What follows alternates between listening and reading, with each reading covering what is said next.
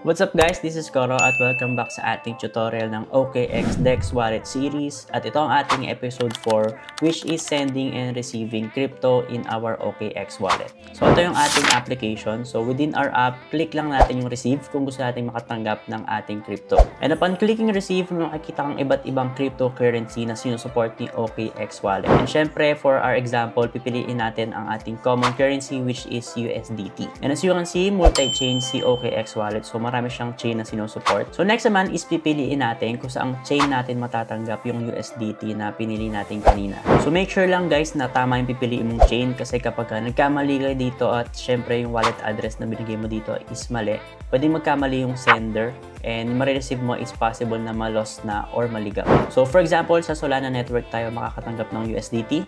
So let's select Solana. And as you can see guys, ito yung ating QR code for our Solana wallet address. So another option is yung ating mismong wallet address sa Solana which is nasa bottom ng ating screen. So pwede natin itong copy tapos send natin to sa ating mismong sender and syempre yung gagamitin niya bilang reference kung saan niya isi-send yung USDT natin. And nga pala guys, syempre pwede mo ring share or gamitin yung mismong QR code para mas mabilis yung transaction natin. For sending naman, syempre halos similar lang yung gagawin natin dito. Pinakaiba lang is yung first step.